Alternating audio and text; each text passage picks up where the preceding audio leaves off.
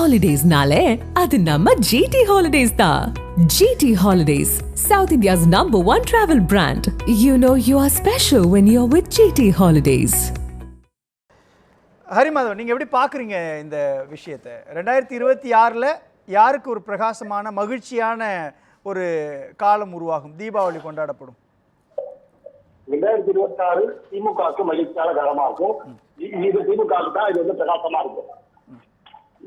அது எந்த மாற்று கருத்துமே கிடையாது. திருமாவளவன் பேசினத முழு பேச்சும் இல்லாம வெட்டி நீங்க சொல்றது ஏற்றுக்கொள்ளக்கூடியது இல்லை. அவர் சொல்றது திமுக அணிக்கு இருக்கு, மதசார்பற்ற முற்போக்கு கூட்டணி தலைமை வகிக்குது.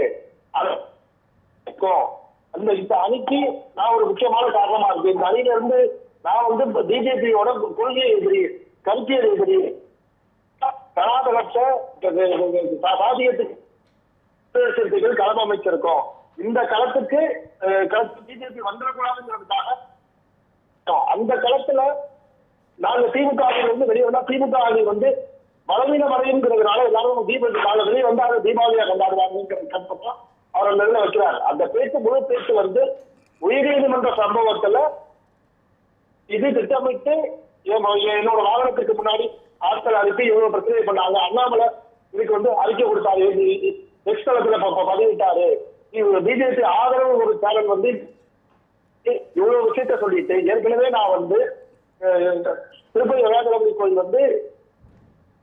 ஒரு தொழில் ஆய்வாளர் 400 வருஷமா மசூதியா இருந்த இடத்த ராமர் கோயில் அந்த சிவ ஆலயங்களெல்லாம் இடிச்சுட்டு மாதிரி செய்திகள் போட்டாங்க. இந்த மாதிரி செய்திகள் போடுறது இன்னைக்கு நேற்று புதுசு இல்ல, காலகாலமா நடந்து கொண்டிட்டு இருக்கிறதா. நான் கருத்தியல் ரீதியா பிஜேபியோட எதிர்க்கிறேன், சனாதனத்தை எதிர்க்கிறேங்கிறதா. இல்ல, நீங்க திமுகவுக்கும் அதனுடைய கூட்டணிக்கும் மகிழ்ச்சியான தீபாவளியா இருக்கும்னு சொல்றீங்க. ஆனா ரெண்டு விஷயத்த பார்க்க வேண்டியது இருக்கு இல்லையா? ஒண்ணு, திமுகவுக்கு எதிரான வலுவான கருத்தியலோடு தாவேகாவோ அல்லது பாரதிய ஜனதா கட்சியோ அதிமுகவோ மக்களை சந்தித்து உரையாட தொடங்கிட்டாங்க, பிரச்சாரத்தை தொடங்கிட்டாங்க. இன்னொரு பக்கம் அரசு ஊழியர்களுடைய போராட்டம், பழைய ஓய்வூதியத்தை திரும்ப கொடுக்கணுன்ற மாதிரியான போராட்டங்கள்லாம் தீர்வு நடந்துட்டு இருக்கு இல்லையா? அரசு மீதான அதிருப்தி, அரசியல் ரீதியிலான தாக்குதல், இரண்டு முனை தாக்குதலை திமுகவும் அதனுடைய கூட்டணியை சந்திச்சிட்டு இருக்கிறாங்க இல்லையா? இரண்டு முனை தாக்குதலுக்கு எப்போது சந்திச்சிருக்கோம். இது திமுக அணி வலுவா இருக்குங்கிறது தான். எதிர்கட்சிகள் அணியில மாற்றங்கள் ஏற்படும், இந்த அணியில இருந்து மற்ற கட்சிகள் எங்க அணிக்கு வருவாங்கன்னு சொல்றது இது எல்லா தேர்தலுக்கு முன்னாடியுமே இந்த மாதிரிப்பட்ட வியூகங்கள், இந்த மாதிரிப்பட்ட நடக்கிறது இயற்கைதான். அரசு ஊழியர்கள் எப்பவுமே திமுக 13 வருஷ காலகட்டமும் அரசு ஊழியர்கள் திமுகவுக்கு ஆதரவா தான் இருந்தாங்க. எம்எஸ்சி தேர்தல், பட்டதாரி தேர்தல் வெற்றி பெற்றிருக்கு. அரசு ஊழியர்கள் வாக்குகளை மட்டும் ஒருத்தமே ஆட்சி மாற்றம் ஏற்படுத்த முடியுமான்றது பெரிய கேள்விக்குரிய. அரசு ஊழியர்கள் இன்னைக்கு திமுக ஆதரவா தான் இருக்காங்க. இருக்க சூழ்நிலைகள்ல போகுங்கிறது தேர்தல் முடிவுக்கு அப்புறம் தான் நம்ம அதை முடிவு பண்ண முடியும். எல்லா தேர்தலுக்கு முன்னாடியுமே இந்த மாதிரி இருக்கு. 62 தேர்தலிலேயே சுதந்திர கட்சியும் திமுகவும் அலையன்ஸ்க்கு வர்றதுக்கு அண்ணா எவ்வளவு முயற்சி பண்ணாங்க, அது நடக்கல. 62 தேர்தலிலேயே காஞ்சிபுரத்துல அண்ணாவுக்கு போட்டிடுறாரு. அப்பவே அண்ணா சொன்னது கொள்கை வேற, அரசியல் உடன் கட்டுக்குள்ள ஒரு தேர்தல் வந்துட்டா சுதந்திரா தனியை எடுப்பானா, கம்யூனிஸ்ட் தனியை எடுப்பானா, இது தனியா எடுப்பானா, எந்த தனியை எடுக்கிறது நான் யோசிக்க மாட்டேன். ஏதோ ஒரு தனியை எடுத்து திருடனை நடத்துகிறோம் சொன்னாரு. அந்த மாதிரிதான் கொள்கை உடன்பாடு, கொள்கை வேற. சரி, நீங்க ஒரு பக்கம் திமுகவும் அதனுடைய கூட்டணியும் இன்டாக்டா இருக்குன்னு வச்சுக்கிட்டாலும் கூட, எதிர்காலத்துல அதிமுக, தாவேகா, பாஜக, பாமக, தமிழ் மாநில காங்கிரஸ், இந்த கட்சிகள் எல்லாம் சேர்ந்து ஒரு கூட்டணி அமைச்சா அது டஃப் ஃபைட்டா தானே இருக்கும். அப்ப எப்படி சந்தோஷமான சூழல் உருவாகும் திமுகவுக்கு?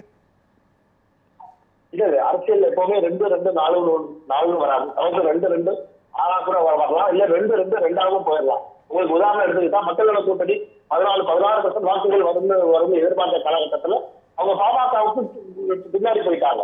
அன்னைக்கு 2016 தேர்தலில் 3வது போன திமுக 1% ஓட்டு வித்தியாசத்துல தான் அதிமுகவுக்கு 2016 ஆட்சியை பறி கொடுத்தாங்க. இது எல்லா தேர்தல்களிலுமே நடக்கக்கூடிய ஒரு தான்.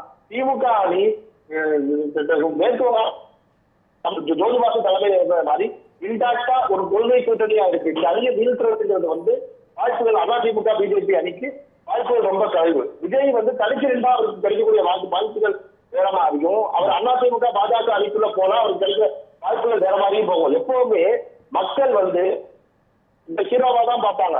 ஹீரோவா இருக்கவருக்கு தான் வாக்குகள் போடுவாங்க. மக்கள் தலைவர் எம்ஜிஆருக்கு வந்து 72ல வந்து திண்டுக்கல் இடைத்தேர்தல் வந்து அதுல வெற்றி பெற்று ஹீரோவா அவர் இருந்ததால்தான் அதுக்கப்புறமும் இந்திரா காந்தி கைவிட்டு பாண்டிச்சேரியில ஆட்சி அவர் பறிமுட்டதுக்கு அப்புறமும் இந்திரா காந்திக்கு எதிராக பேசாம இந்திரா காந்திக்கு ஆதரவா இந்தியா பூரா ஒரு அலை அடிக்கும் போது 77 தேர்தலில் இந்திரா காந்தியோட 77 பார்லிமெண்ட் தேர்தல் அவர் 27 சட்டமன்ற தேர்தலில் ஆட்சி அதிகாரத்துக்கு வர முடிஞ்சிருக்கு.